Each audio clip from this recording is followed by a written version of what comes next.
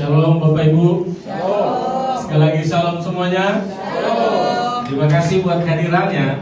Malam hari ini saya akan menyampaikan kebenaran firman Tuhan mengenai serangan penyakit. Apa temanya saudara? Serangan penyakit. Ya, dengarkan baik-baik pesan firman malam hari ini. Dan ini akan menjadi malam pembebasan untuk saudara. Penyakit itu pertama bisa berasal dari roh jahat. Tapi tidak semua penyakit berasal dari roh jahat. Saudara harus bisa bedakan mana yang dari roh jahat dan mana yang bukan. Ya, ada penyakit dari roh jahat, tetapi ada juga sakit penyakit itu karena alam. Ya, dan yang ketiga ada sakit penyakit yang terjadi itu karena pilihan kita sendiri. Jadi saudara harus paham. Ada penyakit dari roh jahat, ada penyakit dari alam.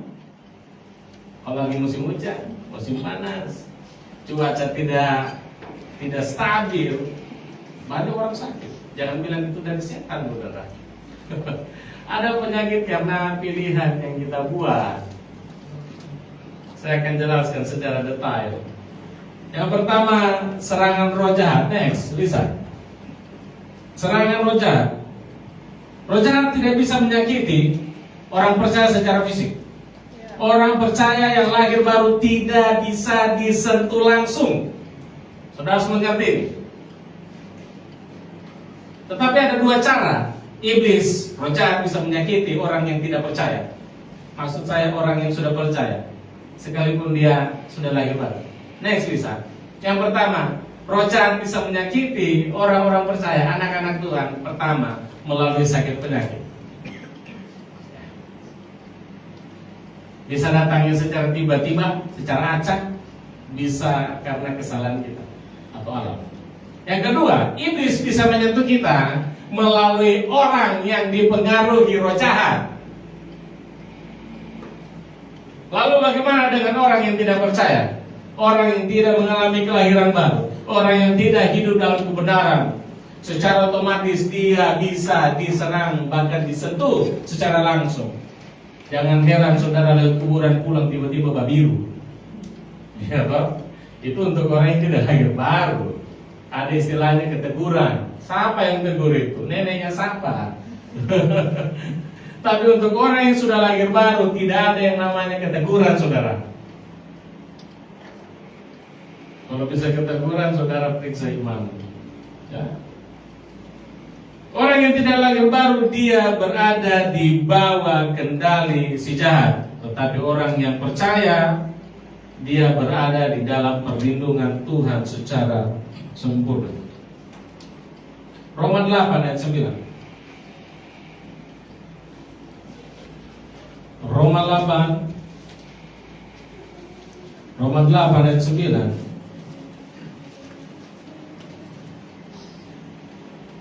Yuk kita baca bersama. Kitab Roma pasal 8 ayat 9. Yuk 3, 2, 1. Tetapi kamu tidak hidup dalam daging, melainkan dalam roh. Jika memang roh Allah diam di dalam kamu. Tetapi jika orang tidak memiliki roh Kristus, ia bukan milik Kristus. Waktu saudara lahir baru, Roh Kudus diam di dalammu, itu tanda bahwa saudara dan saya miliknya Kristus. Bukan milik dunia, bukan milik si jahat. Penyakit itu adalah realita dunia yang sudah jatuh di dalam dosa. Sebelum Adam dan Hawa jatuh di dalam dosa, tidak ada yang namanya sakit penyakit, saudara. Realita dosa. Dan iblis memakai sakit penyakit untuk menyerang orang-orang percaya. Contoh kisah di dalam kitab Ayub.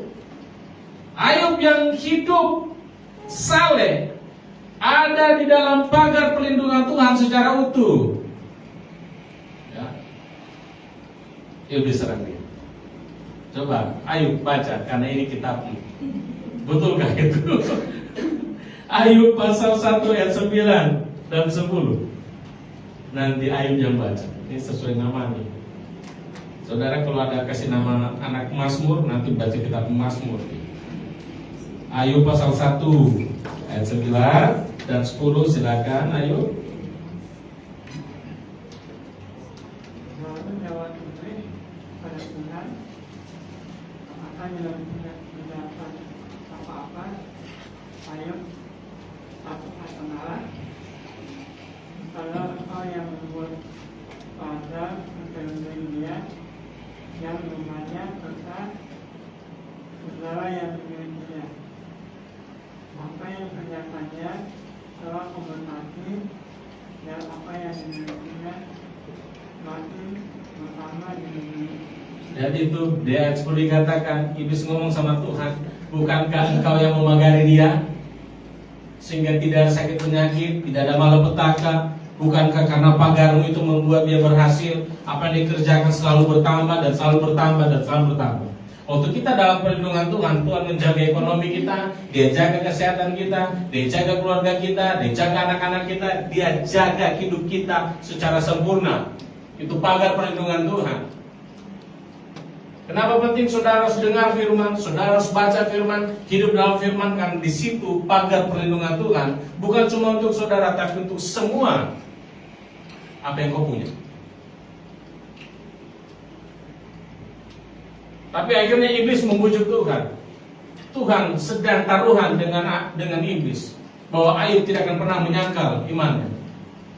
Dan iblis katakan, coba cabut pagar perlindunganmu, dia akan kutuk kau. Tapi Tuhan punya keyakinan tentang Ayub. Tuhan lepas pagar perlindungannya.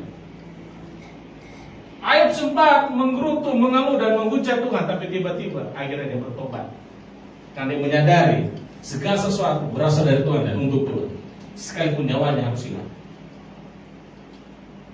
Jadi waktu saudara mengalami kecewaan, saudara mengalami kesusahan, iblis bukan coba untuk menghancurkan hidupmu, bukan untuk menyakitimu, tapi dia bujuk kau untuk menghujat Tuhan. Jadi dalam keadaan sulit, berhenti mengeluh, berhenti marah sama Tuhan, berhenti marah sama dirimu. Itu tipuan iblis. Ya, waktu saudara sakit, bukan supaya iblis buat kau sakit, supaya kau memuja Tuhan, meruntuhkan iman kita. Tapi jangan seperti itu. Belajar dari Ayub. Bukan Ayub yang ini, Ayub benar kita. Tapi ini semi Ayub memang. Dan seizin Tuhan, pagar perlindungannya dihilangkan dan iblis menyerang Ayub. Pakai apa saudara? Penyakit. Dan berikut iblis menggunakan orang-orang. Tadi kan sakit penyakit. Ada orang-orang yang iblis pakai. Stefanus dilempar, dirajam sampai mati. Sampai yang lempar bukan orang percaya, orang yang benci dengan Yesus. Yohanes Pembaptis dipenggal kepalanya, yang penggal Herodes. Para rasul mati karena dibunuh oleh orang-orang yang dipakai iblis untuk menghentikan penginjilan. Yesus pun disalibkan oleh orang-orang yang tidak percaya. Jadi iblis tidak bisa menyentuh kita secara fisik, dia tidak bisa pegang kita, dia tidak bisa kontrol kita ke kiri dan ke kanan. Tapi cara iblis untuk menjatuhkan anak-anak Tuhan lewat penyakit. Yang kedua, lewat orang-orang yang tidak percaya. Makanya jangan bergaul dengan orang-orang yang tidak percaya, nanti ketularan. Ya. Karena iblis tahu saudara, sehebat-hebatnya seseorang punya iman, sehebat-hebat dan serajin-rajinnya dia pelayanan, tidak ada satu orang pun yang kebal dengan yang namanya penyakit. Tidak ada orang yang kebal dengan caci makian, saudara. Jadi kalau saudara dan saya mengalami hari-hari ketemu dengan orang buat jengkel, buat roh yang ke-9, penguasaan diri. Sadar, bukan dia yang mau jelek-jelekan dan menghina kau, tapi dia sedang dipakai iblis. Jangan dia yang kau hardik iblis yang sedang mengendalikan dia. Caranya bagaimana? Berdoa. Itulah sebabnya Yesus bilang, kalau ditampar pipi kiri kasih pipi kanan. Bukan kasih betulan saudara, tapi sebenarnya doakan. Karena bukan dia yang mau. Dia sedang dipakai iblis untuk jatuhkan kita, hancurkan mentalnya kita, saudara. Hanya saja dia tidak sadar, dia tidak tahu itu. Apa doanya Yesus waktu disalibkan? Bapa, ampunilah mereka karena mereka tidak tahu apa yang mereka buat. Mereka pun tidak sadar, saudara. Karena mereka dalam kendali roh jahat. Maka Yesus ngomong sekali lagi, balaslah kejahatan dengan kebaikan. Untuk apa? Melepaskan orang itu dari belenggu, supaya dia terbebas. Kita bebas, dia bebas. Kita tidak bebas, lebih parah dia.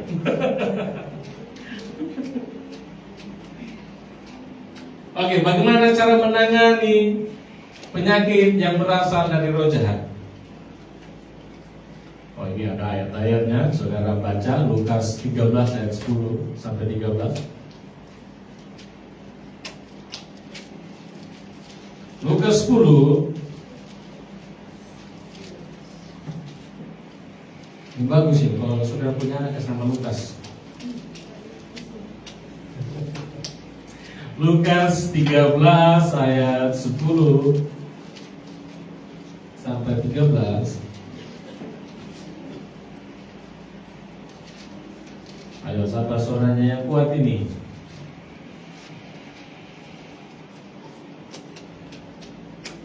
Mari silakan Sortalia bacakan ayat 10 sampai 13. Lukas 13 Ayat 10. sampai 13. Pada suatu pagi Yesus sedang mengajar dalam salah satu rumah ibadah pada hari Sabat.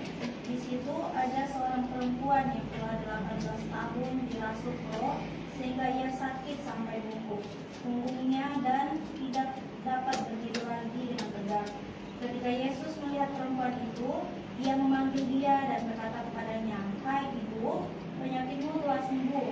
Lalu ia meletakkan tangannya atas perempuan itu dan seketika itu juga berdirilah perempuan itu dan memuliakan. Sudah lihat, 18 tahun loh, dia sakit. Dia datang kalau dia tidak suka jahat. Apa yang terjadi? Bungkuk. Ada memang penyakit yang orang tidak sadar. Pergi ke rumah sakit, itu tidak ada. Akhirnya dokter bingung, terpaksa dibilang apa? Oh, kelombakannya bengkok. Mungkin bengkok betulan, tapi ada yang tidak bengkok tapi tiba-tiba bisa bungkuk. Coba lihat lagi Markus 9 ayat 20. Silakan Sispera bacakan. Markus 9 ayat 20 sampai 21.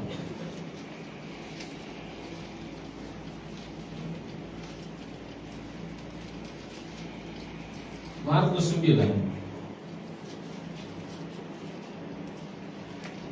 Markus 9 ayat 20 sampai 21. Lalu mereka membawanya kepadanya. Waktu begitu melihat Yesus, anak itu segera berbuat dosanya. Dan anak itu terpelanting ke tanah dan tertimbun sedang berbuat dosa. Lalu Yesus berkata kepada ayah anak itu, "Sudah berapa lama ia mengalami?" Coba ayat 25 lanjut. Ketika Yesus melihat orang banyak makin datang berkerumun, dia menegur roh jahat itu dengan keras, katanya, "Hai kau roh yang menyebabkan orang menjadi bisu dan tuli, aku memerintahkan engkau keluar daripada anak ini." Ini anak sejak kecil, ya, dia bisu dan dia tuli. Sudah ke rumah sakit tidak sembuh. Ternyata dia dirasuki roh jahat sejak kecil. Waktu dia jumpa dengan Yesus, orang tuanya bawa, didoakan. Apa Yesus ngomong? "Hai engkau roh yang membuat anak ini bisu dan tuli, keluar." Luar biasa loh. Di Matius 12 ayat 22 ada orang yang buta dan bisu karena roh jahat. Ya. Penyakit yang berasal dari roh jahat itu memiliki indikasi-indikasi seperti ini, saudara. Kita lihat kita ini secara fisik sehat. Oh, sorry, bukan kita. Ada orang dari luar sana. Di luar sana. Sering sakit-sakitan. Sudah ke rumah sakit, sudah minum obat, tapi tidak sembuh-sembuh. Mungkin dari roh jahat, mungkin. Tapi kita lihat indikasinya. Waktu orang itu mendengar pujian penyembahan, dia tidak kuat. Waktu orang itu didoakan ditumpang tangan terjadi manifestasi. Bisa badannya tiba-tiba panas, bisa tiba-tiba dia muntah, bisa tiba-tiba dia mual, bisa tiba-tiba badannya sakit ketika ditumpang tangan. Itu indikasi bahwa orang itu mengalami serangan roh jahat.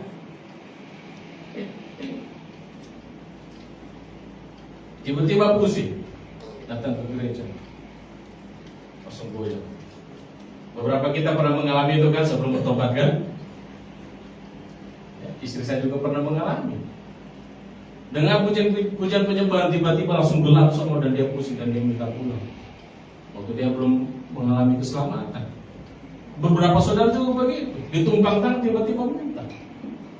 Saya dengarkan pada waktu 1-4 tahun berapa kami pergi ke rumah teman, adiknya teman kami itu sakit kanker. Dan suruh kita pergi ke sana, kita doakan. Baru masuk, saya baru pegang tangannya, kepalanya begini dia langsung muntah saudara. Saya belum berdoa, langsung manifestasi. Kena kanker. Saudara lihat ya, ada orang-orang hamba Tuhan yang dipakai dalam kesembuhan. Waktu dia mendoakan orang, apa yang dia katakan? Roh cancer keluar, roh tumor keluar. Karena semua berasal dari roh jahat, apalagi namanya depresi. Temannya Lisa waktu tahun berapa dia datang ke sini, kita sedang doa Jumat, tiba-tiba waktu didoakan, kayaknya tidak didoakan, cuma dengan pujian penyembahan ya. Tiba-tiba badannya panas, pulang, dan kemudian tidak datang lagi. Seringkali orang begitu, pikir, saya datang ke gereja itu kok rasa pusing ya. Akhirnya disalahkan gerejanya, padahal ternyata dia ada roh jahat di dalamnya. Itu indikasi-indikasinya saudara. Terus bagaimana cara kita menanganinya? Waktu saudara dengar kebenaran ini bukan cuma untuk saudara mengindikasikan dirimu, tapi ini juga waktu saudara ketemu orang dan temanmu, saudara doakan dia. Jadi bukan cuma untuk kita mendoakan orang. Kita diberkati untuk memberkati, kita disembuhkan untuk menyembuhkan, kita dipulihkan untuk memulihkan. Bagaimana caranya menangani penyakit dari roh jahat? Next, yang pertama, pastikan saudara dan saya hidup benar di hadapan Tuhan. Harus hidup benar dulu. Yang kedua, perintahkan roh jahat itu dengan iman. Sebut secara spesifik, orang itu sakit apa? Ya.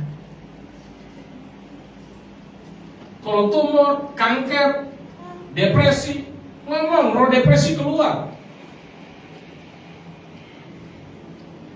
Seperti itu saudara. Itu kan yang dilakukan Tuhan Yesus ketika ketemu dengan ketika seorang bapak bawa anaknya yang tuli dan bisu, ketemu Yesus, belum diapa-apakan, goncang kan, dibanting-banting kan. Beberapa manifestasi kan begitu, ada yang mutar-mutar kayak ular.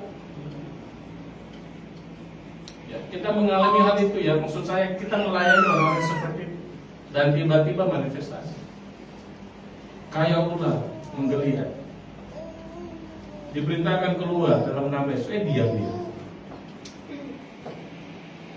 Perintahkan dengan iman. Lihat indikasinya apa, orang ini bagaimana, mengalami apa.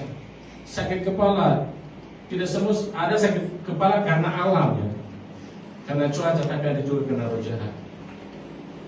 Salah satu jemaat kita kan yang sekarang sedang kerja, wah kalau pujian penyembahan kepalanya kan dia banting-banting di lantai, sampai kita pun juga takut juga lihat. Akhirnya ambilkan jaket atau apa untuk tahan kepalanya, sampai dia banting.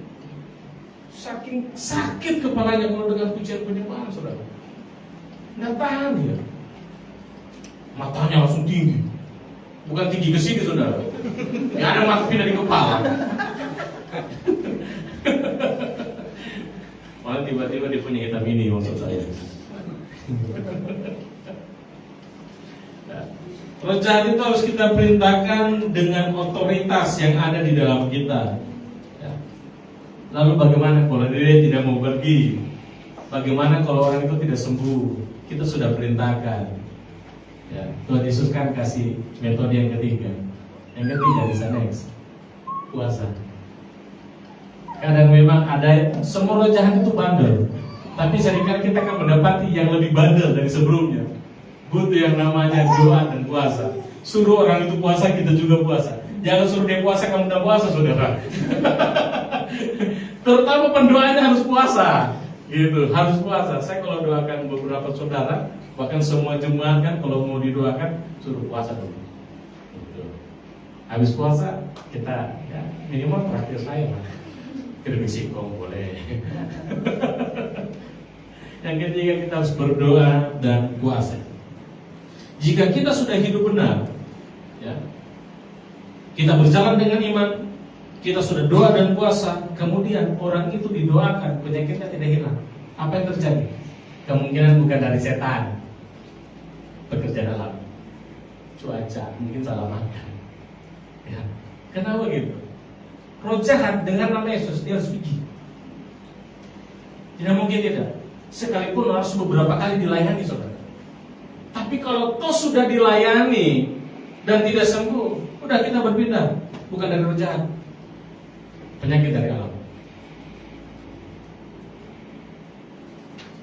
Next, Lisa. Penyakit dari alam. Ada penyakit yang datang secara alami, diakibatkan oleh cuaca yang ekstrim, musim panas, musim dingin yang ekstrim, mengakibatkan sistem imun kita lemah, saudara. Dan ada penyakit memang disebabkan oleh hal-hal yang lainnya. Ada dari roh jahat, tapi ada juga yang bukan, saudara.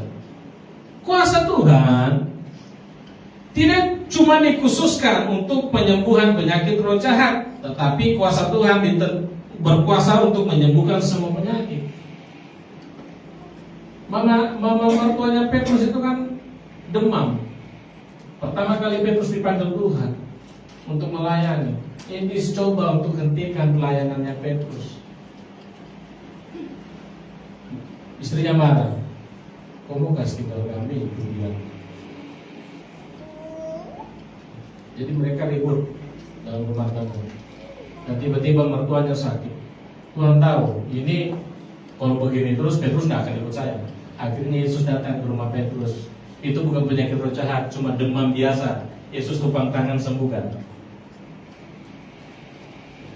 Jadi bukan cuma penyakit dari roh jahat yang bisa disembuhkan Yesus. Penyakit yang biasa-biasa saja, cuma sakit kepala bisa. Ya. Jadi kalau sakit kepala, tips pertama ya berdoa dulu, baru minum Paradox. Kalau belum sembuh, sabarlah. Itu kan ada prosesnya obat itu bekerja kan. Coba lihat 1 Timotius 5 ayat 23. Kita lihat kasus dari Timotius. Ada 2 orang ini.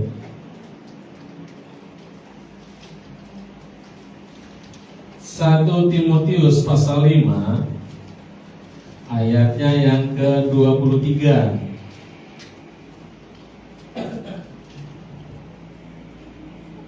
Yuk kita baca sama-sama. 3, 21. Janganlah lagi minum air saja, melainkan tambahkanlah anggur sedikit, berhubung pencernaanmu terganggu dan tubuhmu sering. Ini orang pakai untuk boleh mabuk, saudara. Salah. Ini ayat Paulus ngomong sama Timotius karena dia lagi sakit. Terus ada orang ngomong sama saya, Pak pendeta, itu kan Alkitab bilang boleh jangan cuma air saja, tambahkan anggur. Saya ngomong, memangnya pencernaanmu terganggu kan? Kalau pencernaanmu terganggu, mencet bersaudara boleh minum air campur anggur. Ya. Jadi jangan salah baca, saudara. Ini kan orang-orang pakai itu, orang-orang yang tidak tahu baca Alkitab itu cuma dengar kosong saja itu. Suruh baca di Alkitab. Jadi dalam kasusnya Timotius ada kesembuhan, tidak ada kesembuhan yang lain. Timotius sudah pernah sembuh dari penyakitnya, saudara. Alkitab tidak pernah catat bahwa Timotius sembuh. Ini penyakit alami. Dia bawa sampai mati. Bukan karena roh jahat. Dia baku bawa dengan Paulus, yang sapu tangannya saja orang pakai sembuh, saudara. Tidak ada kesembuhan ilahi. Bahkan Paulus tidak menghardik roh jahat itu. Apa yang Paulus katakan? Pakai herbal. Minum anggur campur dengan air. Mungkin pakai madu juga itu. Atau campur kunyit dan jahe. Ya loh, tambah kunyit lagi, direbus, disaring. Kira-kira begitu. Memang tidak diperjelas dipakai bagaimana. Jadi penyakit alami jangan pergi ke dukun, saudara. Yang tadinya cuma penyakit alami ya, antara pergi ke dukun ya jadi jahat punya, ditunggangi tambah parah lah. Jadi Paulus cuma menyuruh Timotius untuk menggunakan pengobatan secara alami. Ya. Sakit penyakit yang bukan dari roh jahat harus ditangani secara medis. Kalau disuruh operasi, jangan ke dukun. Sudah ditenging-tenging tidak keluar, saudara pergi ke dukun ya, nanti salah saudara itu. Yang tadinya dia ada roh jahat tiba-tiba ada di dalam karena tidak sama. Ya. Yang kemudian ya, tidak semua sakit penyakit secara alami bisa langsung sembuh. Sekali didoakan, 2 kali doakan, 3 kali doakan, tidak langsung sembuh, saudara. Jangan saudara pikir, Tuhan kan berkuasa, jadi kalau didoakan langsung sembuh. Tidak seperti itu. Saudara baca Filipi 2 ayat 25 sampai 27.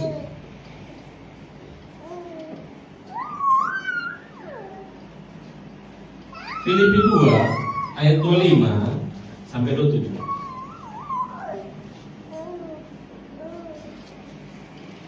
Yuk, Filipi pasal 2 ayat 25 sampai 27 kita baca. Yuk, 3, 2, 1.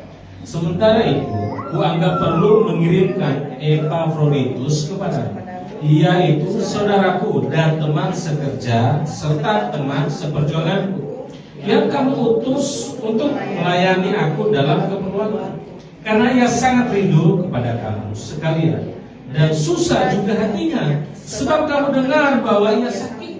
Memang benar ia sakit dan nyaris mati, tetapi Allah mengasihani dia, dan bukan hanya dia saja, melainkan aku juga, supaya duka citaku jangan bertambah. Epafroditus, teman pelayanan Paulus, sakit.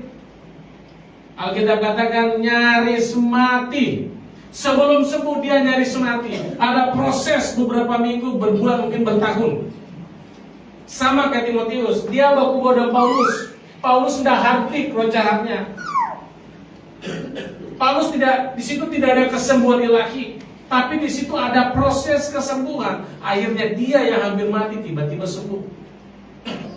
Maka saya katakan saudara, waktu kita berdoa, kita harus mengerti prosesnya Tuhan. Tidak semua, tapi bisa. Ada orang mengalami kesembuhan hari ini sembuh, tapi ada yang tidak, saudara.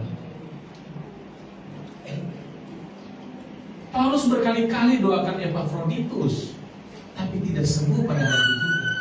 Bahkan hampir mati, baru dia bisa sembuh. Di sini banyak orang Kristen itu keliru, marah, kecewa, bingung secara emosional. Kenapa dia tidak sembuh? Sudah melayani, sudah puasa, rajin kasih persembahan, rajin berbuat baik, sudah bertobat sungguh-sungguh, tapi tidak sembuh. Nah, ini kita harus rubah respon kita waktu berdoa, saudara. Ya. Tuhan berkuasa menyembuhkan, tapi bukan berarti kesembuhan bisa terjadi hari ini. Coba next listen. Kita baca sama-sama perkataan ini 3, 2, 1. Kita beriman kepada Tuhan. Iman itu menghasilkan mukjizat, tapi bukan berarti kita dapat mengendalikan Tuhan. Iman tidak bisa kendalikan Tuhan. Iman itu menyelaraskan kita dengan waktunya Tuhan. Jadi saudara mengalami masalah, saudara mengalami tekanan, saudara mengalami penyakit, saudara punya iman. Bukan iman itu menghentikan masalah. Bisa hari itu, tapi ada yang Tuhan izinkan kita lewati proses. Iman bukan cuma buat kita bisa sembuh hari ini, tapi iman membuat kita bertahan di dalam prosesnya Tuhan. Iman membuat kita tetap menunggu waktunya Tuhan, saudara. Ini kita harus mengerti. Ya, Epafroditus bertahun-tahun mengalami sakit, kemudian sembuh. Timotius sampai mati, saudara. Dia bawa penyakit. Kasihan. Tapi kan Tuhan pakai kan juga menyembuhkan dia. Dia dipakai juga dalam pelayanan kesembuhan. Sama pada waktu itu juga waktu saya sakit batu ginjal, saya berdoa, saya nangis sama Tuhan. Tuhan, saya doakan orang sembuh. Masa saya berdoa untuk diriku saya tidak sembuh? 5 tahun loh, sampai saya darah. Saya nangis dengan Tuhan. Sudah puasa, tidak sembuh-sembuh. Tapi akhirnya sembuh juga, saudara. Lama, saya harus menggeliat. Jam 12 malam sampai pagi, sakit sekali. Teriak-teriak. Tetangga pikir ada KDRT. Wih, istrinya pukul suaminya. Bukan main Wonder Woman itu di sebelah.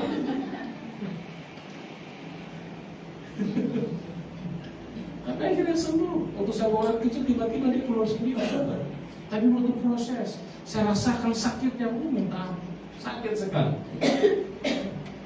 Tapi di situ saya lihat, oh ini yang namanya mujizat. Seperti ini. Jadi kalau saudara mengalami hal-hal yang tidak enak, sabar, ada mujizat. Kapan? Ya sabar dong. Kalau saudara tidak sabar, apa yang terjadi? Saudara marah sama Tuhan, marah sama orang tua, marah sama diri sendiri, marah sama keadaan. Semua bisa dimarah. Anjing depan rumah bisa dimarah, saudara. Coba gonggong sedikit dibungkuk. Saudara lihat, ingat kisahnya Lazarus. Ya. Ada orang dari rumah Lazarus, suruh panggil Yesus. Bilang orang yang kau kasihi sakit, hampir mati. Yesus tahu Lazarus sakit. Yesus langsung pergi. Tidak, Yesus ngomong, yuk kita tinggal 2 hari lagi di sini. Yesus sengaja kan. Akhirnya apa? Lazarus kan mati. Yesus pergi ke kuburan, bukan bawa rokok dan mati, saudara. Yesus bangkitkan Lazarus. Ada kesembuhan di saat-saat kita merasa semua sudah mati. Berserulah kepada Tuhan. Jangan saudara ke kubur bawa rokok.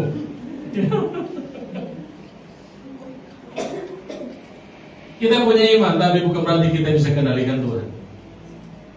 Kita harus ubah pemahaman kita. Jangan merasa dibohongi, jangan merasa ditinggalkan, jangan pernah merasa ditolak Tuhan. Tidak. Dia disebut Immanuel. Dia menyertai kita. Kalau dia menyertai kita, kenapa kita susah? Sabar. Saudara belum mati kayak Lazarus.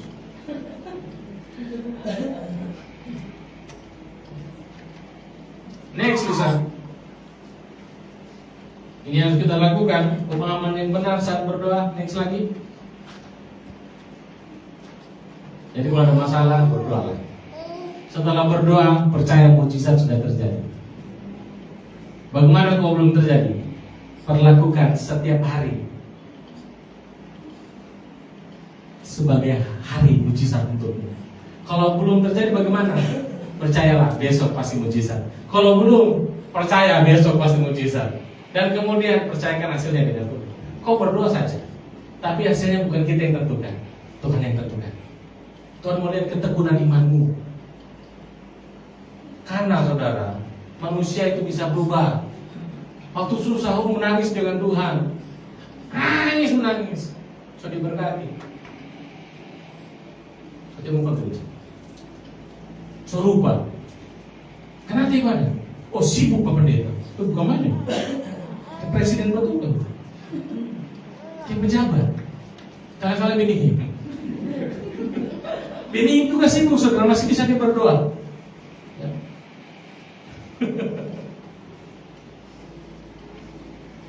Jadi kalau saudara tidak taat dengan Tuhan, nanti prosesnya lama. Ya. Ini 3 penghalang yang membuat kita tidak sembuh. Pertama, roh jahat. Memang roh jahat yang bikin kita tidak sembuh saudara. Tapi kalau roh jahatnya sudah bikin, ini yang kedua, kita tidak hidup dalam ketaatan. Ketaatan membuat kita tidak bisa mengalami semua. Yang ketiga, kita sudah taat, tapi ragu. Taat tapi ragu sama dengan tidak taat. Makanya Alkitab katakan Markus 11 ayat 24, apapun yang kamu doakan, percaya kamu sudah terima dulu. Terima dulu baru percaya, bukan percaya baru terima. Iman kita beda dengan agama yang lain. Tuhan mengajarkan iman percaya baru terima. Bukan COD, itu Shopee saudara. Shopee COD itu, terima barangnya baru bayar.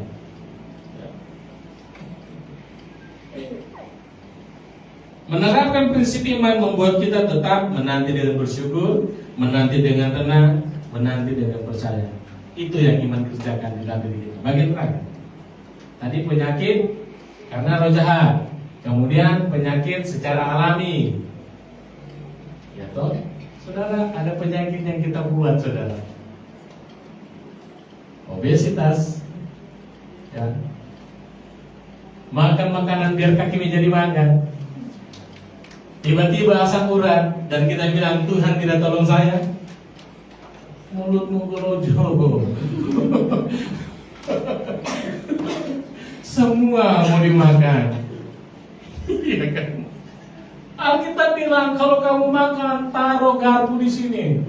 Kau tidak mempan skop, nggak taruh di sini.